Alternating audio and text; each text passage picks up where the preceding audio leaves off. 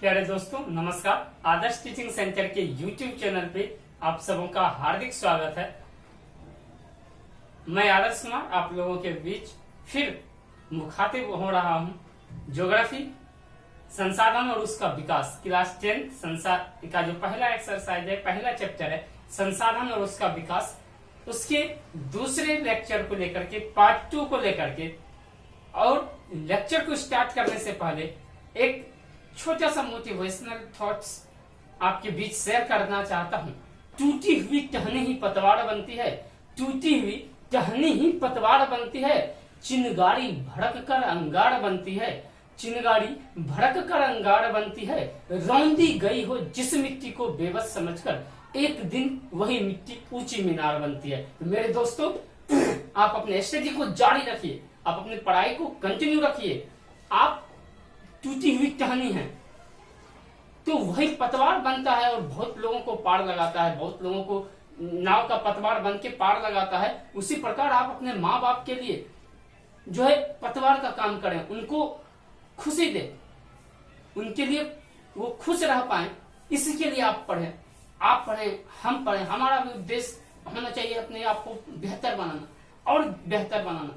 हम भी आपके जैसे ही हैं, हम भी स्टडी करते हैं, कॉम्पिटिटिव एग्जाम का प्रिपरेशन कर रहे हैं और आप ऐसे छोटे भाई को, आप ऐसे भाई को थोड़ा बहुत अपना जो भगवान का दिया हुआ आशीर्वाद है वो शेयर करने का प्रयास करते हैं। तो आइए अब बिना रुके, बिना जाए ज्यादा वेस्ट किए हम अपने इस सेशन को स्टार्ट करते हैं। चलिए आपसे एक विनम्र प्रार्थना, हाँ, और आपको पहले धन्यवाद देना चाहता हूँ कि आप लोगों ने बहुत ही प्यार दिया है।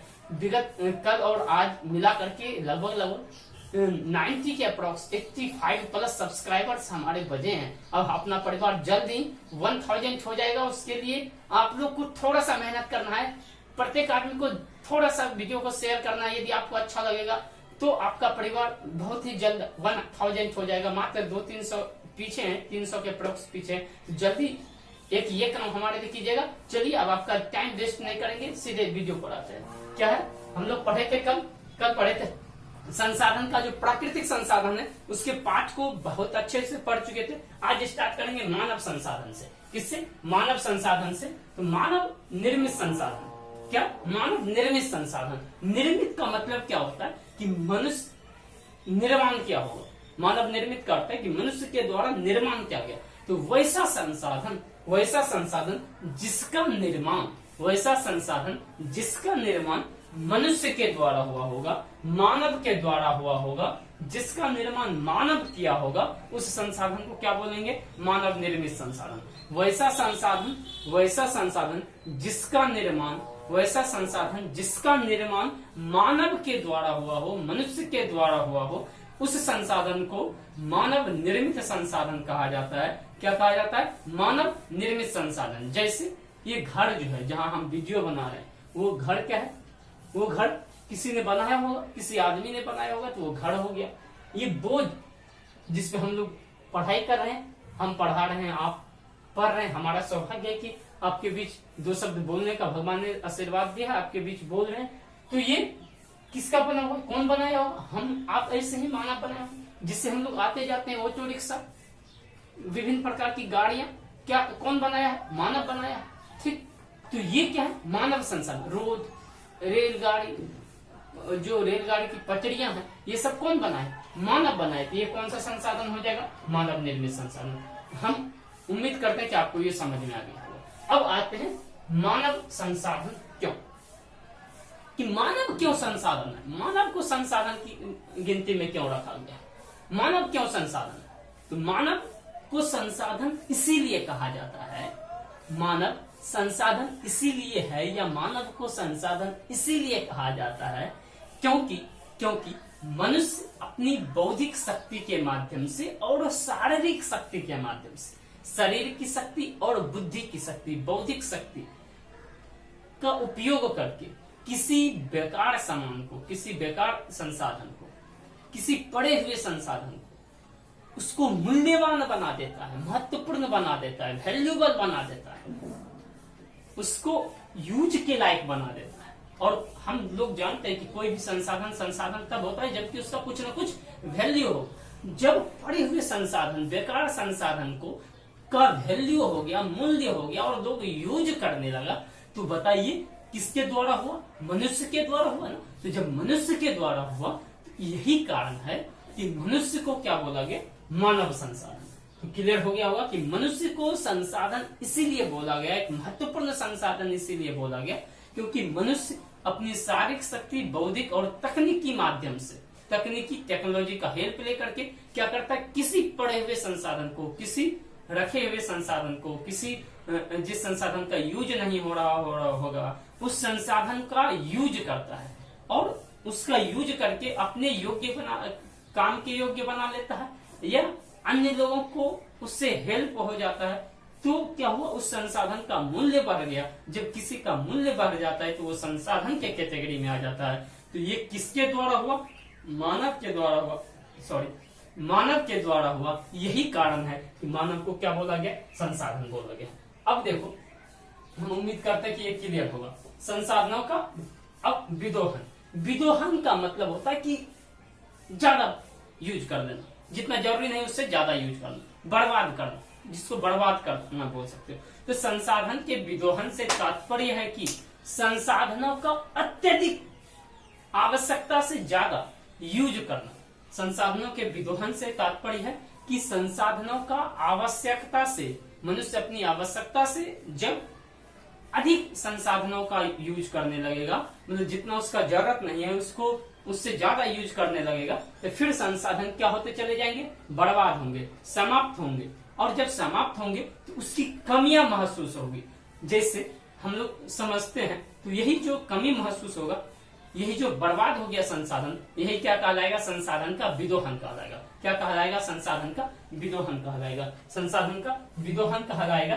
ठीक है, तो संसाधन के विदोहन से तात्पर्य है, लिखना होगा क्या लिखेंगे कि संसाधनों के विदोहन से तात्पर्य है कि संसाधनों का आवश्यकता से अधिक उपयोग करना या उसका दुरुपयोग करना, या संसाधनों का दुरुपयोग करना ही संसाधन का विदोहन कहलाता है। जैसे हम लोग अक्सर गलतियां करते हैं कि नल चला के छोड़ देते हैं, अपना जहां पानी ले रहे होते हैं बाल्टी लगा दिए, टब लगा दिए, नल ओपन करके छोड़ देते हैं, पानी बह रहा है, पानी समाप्त हो जा रहा है, पानी बर्बाद हो रहा है। तो भाई वो पानी बर्बाद हो रहा है, यदि वो पानी बर्बाद हो गया, अब क्या होगा कि फिर उतना यदि रोज कहा जाता है कि एक एक बूंद यदि पानी गिरता जाए तो एक साल में एक लोग हजारों लीटर पानी बर्बाद कर सकता है। और हम लोग खुला हुआ छोड़ देते हैं। भारत की जनसंख्या 1.3 अरब, 1 करोड़, 1 अरब 30 करोड़। समझो सब लोग यदि ऐसा करने लगेंगे तो जल संसाधन की कमी महसूस नहीं होगी। आज देखने को मिल रहा है ना कि जल संसाधन ग्राउंड लेवल नीचे, और उस समय हम परेशान होते हैं कि अरे हमारे यहाँ आज पानी ही नहीं आया, फिर कहाँ से आएगा पानी। तो इस चीज को हम लोग को ध्यान में रखना है कि यदि हम पढ़ रहे हैं तो उसको अपने जीवन में भी यूज करें। तो संसाधनों का क्या हो जाएगा? वो विदोहन होगा। संसाधनों का क्या होगा? विदोहन। तो आज से संसाधन का संरक्षण करना है। अब देखो, संसाधन का संरक्षण, संसाधन के संरक्षण से तात्पर्य है कि संसाधनों का सदुपयोग करते हुए उसको बचा के रखना, उसको आने वाली पीढ़ी के लिए बचा के रखना, या उसको बचा के रखना कि हाँ चलो भाई ठीक है, हमारे यूज का इतना था, जैसे ही हमारा काम हो गया समझ तुरंत नल बंद कर देंगे। पानी के लिए पानी ले रहे थे, हाँ भाई खत्म हो गया, अब हमको पानी का काम है, नल बंद कर दिए। अब पानी बर्बाद नहीं होगा, उसको स्टॉक कर सकते हैं, बचाएंगे, वर्षा जल को संचित करेंगे, जमा करेंगे। या जो पानी यूटिलाइज कर लेते हैं हम लोग, पानी को बर्तन धोने में, कपड़ा धोने में, साफ करने के बाद उसको ऐसे ही छोड़ देते हैं बाहर, मतलब ऐसे बेकार कर देते हैं। तो उसको हम क्या कर सकते हैं? जो लोग गांव में रहते हैं, गांव के आसपास रहते हैं, वो एक गड्ढा बना लेंगे सोख्ता टाइप से, उसमें पानी को क्या करेंगे? पानी को उसमें जाने देंगे, उसको ढक देंगे, जिससे कि जो कोई किसी प्रकार का कीच जो ना आ जाए, मक्खर मच्छी वगैरह, ये जो है ये मच्छर मक्खी वगैरह ना आ जाए जो कि हमको प्रभावित कर सकता हो, उसको ढक के रखेंगे। और जहां हम लोग को थोड़ा बहुत सिंचाई करना होगा, जहां हम लोग क्या लगाते हैं, मतलब खाने का जो सब्जी का बाग लगाते हैं, वहां हम लोग क्या कर सकते हैं? उस पानी का यूज कर सकते हैं। विभिन्न उसका भी, हम जिसको बर्बाद किए उसका भी यूज कर सकते हैं। तो वो क्या होगा? हमारे लिए संरक्षण होगा। तो क्या हो गया? संसाधनों का संरक्षण से तात्पर्य कि संसाधनों का क्या करना? संसाधनों का क्या करना, उसका जितना उपयोग हो, जितना जरूरत हो उतना उपयोग करना, और उपयोग के बाद उसको बचा के रखना। यदि हम और जो संसाधन का हम रीयूज कर सकते हैं उसका हम रीयूज करें, और उसको स्टॉक करके रखें, वर्षा जल को स्टॉक करके रखें, उसको और कहीं यूज करें। ये क्या होगा, संसाधनों का संरक्षण होगा। अब एक सतत पोषणीय विकास, बहुत बेहतरीन चीज ये है सतत पोषणीय विकास। इससे पहले हम समझ लेते हैं पहले रियो डी जेनेरो सम्मेलन और एजेंडा 21, इस दोनों को समझ लेते हैं एक साथ। अब देखो तो क्या हुआ कि जब इतनी ज्यादा भयानक स्थिति आने लगी, पर्यावरणीय समस्या आने लगा, संसाधनों का अभाव दिखने लगा, प्राकृतिक संसाधन का ह्रास होने लगा, फिर ये मामला विश्व स्तर पर हो गया। तो जो राष्ट्रीय पर्यावरण संगठन है वो सोचा कि भाई अब क्या किया जाए, अब कुछ तो करना होगा अपने पर्यावरण को लेकर के, नहीं तो फिर तो ये संसाधन हमारे लिए उपलब्ध नहीं हो पाएंगे। ठीक है, तो फिर क्या किया कि उन्होंने एक राष्ट्रीय पूरे अंतरराष्ट्रीय स्तर पे एक सम्मेलन आयोजित किया। बोला कि भाई ऐसा है कि आप सभी लोग, पूरे विश्व स्तर के लोगों को बोला कि भाई ऐसा है कि हम लोग पर्यावरणीय समस्याओं को लेकर के एक क्या करेंगे, एक बात करेंगे, एक डिस्कशन करेंगे कि इस पर्यावरणीय समस्या से कैसे निपटाया जाए, कैसे हम लोग निपट पाए, कैसे हम अपने जो संसाधनों का सदुपयोग कर पाए और अपने संसाधन को दुरुपयोग होने से बचाएं। तो इसके लिए बोला कि ऐसा करते हैं कि हम लोग एक बार मिलते हैं। मिला, और मिल करके कब मिले, ये 1992 में, 1992 में ब्राजील का एक शहर है रियो डी जेनेरो। ब्राजील का कौन सा शहर है, Rio de Janeiro. Rio de Janeiro नाम का ब्राजील का एक शहर है। उस शहर में ये 1992 ईस्वी में 100 से अधिक देश के राष्ट्र अध्यक्ष जो मिल जुड़े, और ये किसके तत्वाधान में हुआ था, अंतरराष्ट्रीय पर्यावरण संगठन जो, वो बोला कि भाई ऐसा है हम लोग करेंगे, मीटिंग करेंगे, हम लोग मिलेंगे, और मिल करके जितना भी पर्यावरण से रिलेटेड समस्याएं थी, ठीक है, उस पे बात किया कि आज जो है हम लोग पेड़ पौधे इतने काटते चले जा रहे हैं। ठीक है, तो क्या हो रहा है कि ग्लोबल वार्मिंग, विभिन्न प्रकार की जो है पर्यावरणीय समस्याएं उत्पन्न हो रही है। ठीक, तो इससे कैसे बचा जाए, और जो विभिन्न संसाधन, प्राकृतिक संसाधन का स्तर जो है निम्नलिखित हो रहा है, कमजोर हो रहा है, बहुत सारा संसाधन लुप्त होते चला जा रहा है। तो इस सब से कैसे बचा जाए, इसके लिए उन्होंने 21 पर्यावरण के से रिलेटेड 21 बातों को ध्यान में रखा। 21 बातों को ध्यान में रखा कि हम लोग इसे सतत भूमंडलीय सतत विकास करेंगे। भूमंडलीय सतत विकास का मतलब पूरे विश्व स्तर पर सतत पोषणीय विकास को बढ़ावा देंगे। सतत पोषणीय विकास को बढ़ावा देंगे, अभी पढ़ा देंगे सतत पोषणीय विकास, उसको बढ़ावा देंगे कि सब लोग कैसे हम जो भी संसाधन है उसको स्टॉक करके आने वाली पीढ़ी के लिए बचा के रखें। इस बात को ध्यान में रखते हुए 21 बातों पर बात किया गया, वही एजेंडा 21 का लाया। और रियो डी जेनेरो के बारे में लिखना होगा, क्या लिखेंगे कि रियो डी जेनेरो सम्मेलन 1992 ईस्वी में ब्राजील के शहर रियो डी जेनेरो में अंतरराष्ट्रीय जो हमारा अंतरराष्ट्रीय क्या संगठन है, पर्यावरणीय संगठन, उसके तत्वाधान में एक मीटिंग आयोजित किया गया, जिसमें विश्व के 100 से अधिक देशों के राष्ट्रीय अध्यक्ष ने भाग लिया और पर्यावरणीय समस्याओं, वर्तमान समय में हो रही पर्यावरणीय समस्याओं से एक दूसरे से अवगत हुए और उसके निदान हेतु एक भूमंडलीय सतत पोषणीय विकास, भूमंडलीय सतत पोषणीय विकास की अवधारणा प्रस्तुत किए।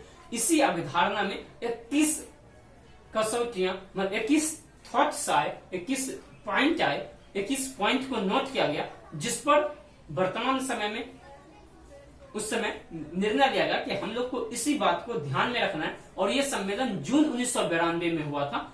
इसीलिए प्रत्येक साल, और इसी दिन ये भी निर्णय लिया गया कि हम लोग प्रत्येक साल लोगों को जागरूक करने हेतु, लोगों को जागरूक करने के लिए एक प्रत्येक साल क्या करेंगे, पर्यावरण दिवस मनाएंगे। कितने जून को होता है पर्यावरण दिवस? 5 जून को होता है। तो यही क्या था हमारा रियो डी जेनेरो सम्मेलन और एजेंडा 21। एजेंडा 21 किसके कहां से आया है? हमारा रियो डी जेनेरो सम्मेलन से। अब देखो सतत पोषणीय विकास, पता है कि सतत पोषणीय विकास आर्थिक विकास की ऐसी अवधारणा है, आर्थिक विकास की ऐसी अवधारणा है जिसमें किसी भी संसाधनों का वर्तमान समय में सदुपयोग करते हुए या वर्तमान समय में उपयोग करते हुए उस संसाधन को आने वाली पीढ़ी, मतलब अभी बिना किसी भी तरह से प्रभावित हुए, वर्तमान समय में बिना किसी तरह से प्रभावित हुए आने वाली पीढ़ी के लिए उस संसाधन को स्टॉक करके रखना, बचा करके रखना, ताकि आने वाली पीढ़ी भी उस संसाधन से लाभान्वित हो सके, उस संसाधन के लाभ को उठा सके। यही जो विकास की अवधारणा प्रस्तुत की गई, ये विकास की अवधारणा रियो डी जेनेरो सम्मेलन से ही आया था। इसी को क्या बोला गया? सतत पोषणीय विकास बोला गया। ये विकास, इस विकास के बारे में जो सुमशेर नाम के एक भूगोलवेत्ता हुए, उन्होंने एक स्मॉल इज ब्यूटीफुल पुस्तक लिखा। उस पुस्तक में भी सतत पोषणीय विकास की चर्चा की है। उस पुस्तक में गांधी जी के बारे में बताया। गांधी जी ने एक महत्वपूर्ण थॉट्स दिया हम संसाधनों को लेकर के, कि संसाधन होते नहीं बनाए, सॉरी वो बोले थे संसाधन होते नहीं बनाए जाते। ये जिम्मरमैन साहब जर्मनी के भूगोलवेत्ता थे, उन्होंने बोला था। गांधी जी ने बोला था कि हमारे पास पेट भरने के लिए बहुत है, पेटी भरने के लिए नहीं। या दूसरे शब्दों में क्या, तो हमारे पास उपयोग के लिए तो बहुत है, लेकिन लालच के लिए नहीं। ये थॉट्स किनका था? महात्मा गांधी जी का था। ठीक है, अब देखो एक है संसाधन का विकास। अच्छा, एक प्रौद्योगिकी शब्द आया है, पहले उसको समझ लेते। प्रौद्योगिकी क्या होता है?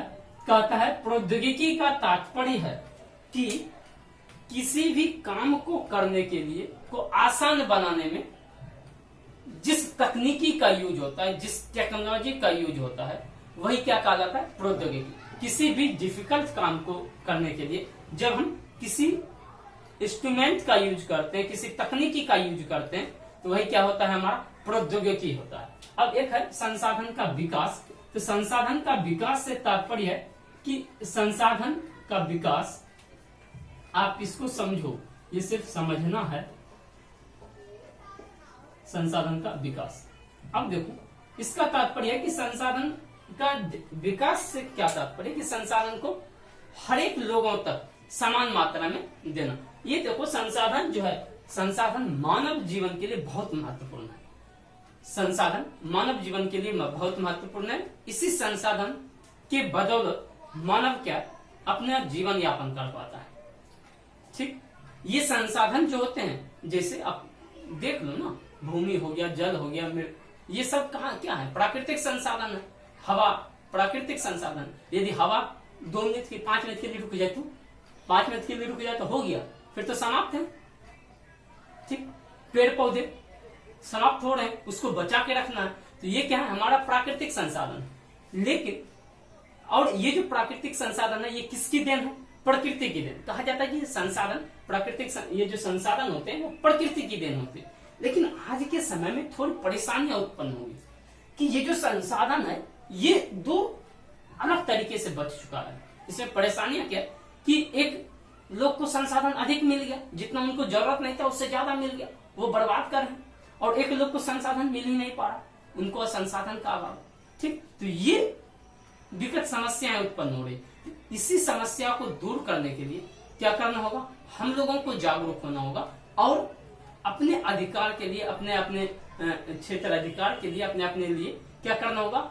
थोड़ा सा मेहनत करना होगा और इक्वलिटी का ध्यान में रखते हुए जो क्या करना है, हम लोग को अपने संसाधनों का यूज करना है, बर्बाद नहीं करना है। और इसको आप कह सकते हो कि ये एज ए सतत पोषणीय विकास के तौर पर इसको बचा के रखना है, इसको स्टॉक करके रखना है, ताकि हमारा जो आने वाला पीढ़ी है वो ये डिफरेंस ना देख पाए कि एक के पास बहुत है, दूसरे के पास कुछ नहीं है, एक अमीर है, दूसरा संसाधनों के मामले में गरीब हो गया। इस चीज को मेंटेन करना जो है संसाधन के विकास के अंतर्गत हमको पढ़ना था, समझना था। तो ये आप एनसीईआरटी से एक बार इसको आप पढ़ लेना, आपसे रिक्वेस्ट है। ठीक है, बाकी चीज हमने क्लियर कर दिया है। उम्मीद है कि आपको ये बहुत अच्छे से समझ में आया होगा। ठीक, जो भी त्रुटि हुआ होगा थोड़ा बहुत भाई समझ के माफ कीजिएगा, दोनों हाथ जोड़ के माफी मांग लेते हैं। आप तो हमारे भाई हैं, आप माफ करेंगे, हम उम्मीद करते हैं। ठीक, उसके बाद आप लोगों को फिर से हृदय की गहराई से बहुत बहुत धन्यवाद देते हैं।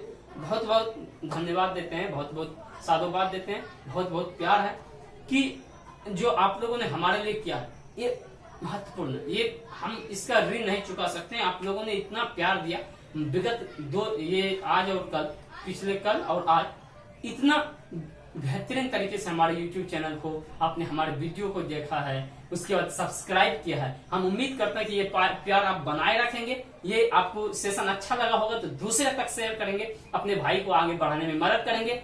थैंक यू, बहुत बहुत धन्यवाद। फिर मिलते हैं कल मैथ के वीडियो के साथ, त्रिकोणमिति जो है पार्ट 2 के साथ, और इसका पार्ट 3 कल हम प्रयास करेंगे। कल 2 वीडियो बना करके इस चैप्टर को कंप्लीट करने का प्रयास करेंगे। हमें पूरा विश्वास है आप अपना प्यार बनाए रखेंगे। बहुत बहुत धन्यवाद।